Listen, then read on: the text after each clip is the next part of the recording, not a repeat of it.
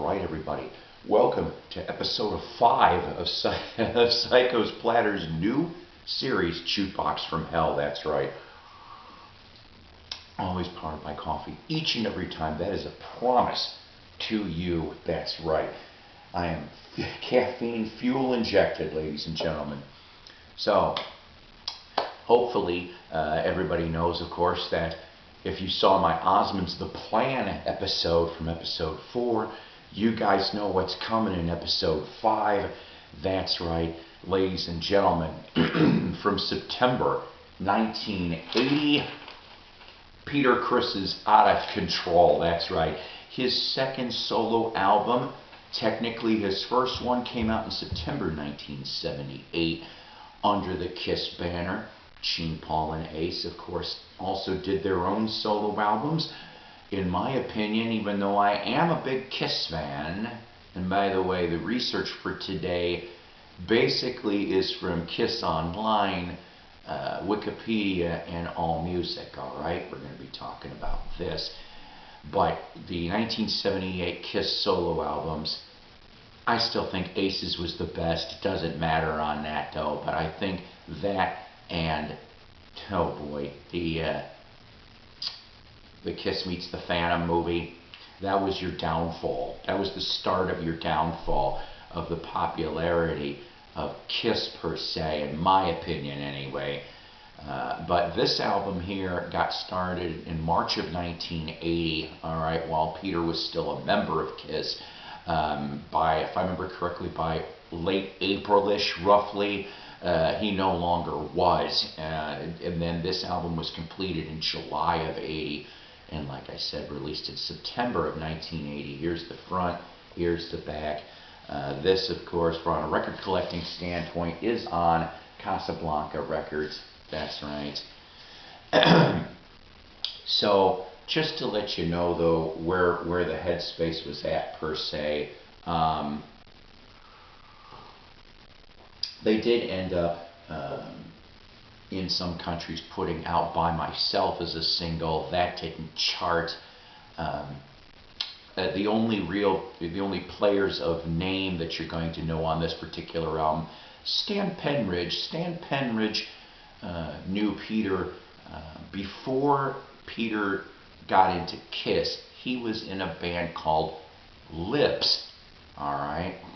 And Stan supposedly also helped to co-write Beth. There was a few different things that that he co-wrote with Peter. So you have Stan Penridge on guitars and such. You also happen to have Steve Lukather from Toto. He also is on here and plays guitars too, and he plays some tasty solos occasionally now and then on this album. Okay, so here's the thing. Opinionated pieces, of course, as always. We're going to start off with track 1, By Myself, which is what I just mentioned about. It's an okay ballad to start off the album on this, alright?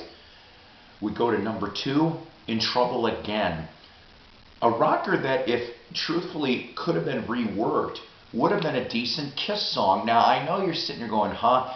But let's just, in the imaginary world for a second, or in an alternate parallel universe, Peter Criss didn't leave Kiss in 80, okay? I think, truthfully, that for the Unmasked album, which we'll be talking about that maybe another day, there's a possible hint for you. But if Peter Criss didn't leave Kiss, I think In Trouble Again could have been shaped out to be a decent Kiss Unmasked song, okay? That's where I'm going on that. Track 3, Where Will They Run? I really liked this song until the sax solo. Oh my God. Honest to God, if the sax solo wasn't in there, this would have been another really decent track, okay? Track 4, I Found Love. It's an okay rocker, but maybe with less cheesy keyboards. Track 5, There's Nothing Better. It's a rocker with horns and nice guitar solo, but it sounds like Pete's straining a little bit on this one. Number 6, Out of Control. Really like this track all the way around. Love the guitar solo here as well. I also could have seen this as another Kiss Unmasked potential song. See, so maybe Peter could have had In Trouble Again and Out of Control on the Unmasked album, and maybe it would have sold better too. But like I said, you know, he does a slight over yell, but really overall a really great song on this album. It's track 7, Words. It's an okay ballad here. Track 8, You Better Run, which of course is a cover from the Rascals. All right, a lot of people have done this song. There was a band that Robert Plant was in before Zeppelin. They covered it. Pat Benatar covered it. Okay, and that's what I'm going to bring up here. Yes, you better run away from this. That's what I wrote. But by the way, Pat Benatar's version came out in August of '80 and was great. In his defense, meaning Peter's, this was finished in July of '80, so I don't think, obviously, he knew that Pat's version was going to come out. But not a good version of You Better Run on this one. Track 9, My Life, pretty very much a tune. Track 10, Feel Like Letting Go. A nice mid-tempo ballad to close this album out. So basically, though, out of the 10 tracks, once again, I think you'd have a good, strong EP, that's right. You maybe could pull good 4 tracks off of here, especially, like I said, with In Trouble Again and Out of Control. Would have made, if they were reworked a little bit, they would have made for great Kiss Unmasked songs if Pete didn't leave the band. So, saying all of that, what is Psyko going to do for episode 6 of Jukebox From Hell, you ask? We're going to go to October 1994. This was a classic band name, but yet with a twist. From October 1st, 1994, on Curb Edel Records, hope I'm pronouncing that right, ELO's Part 2, Moment of Truth. Is there moments of truth on this album? Oh, you betcha.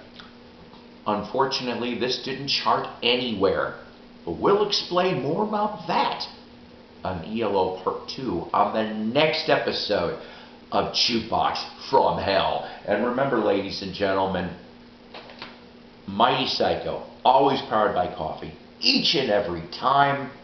Let me know in the comments, did you get this Peter Criss album? Are you a Kiss fan like I am, at least the old school stuff?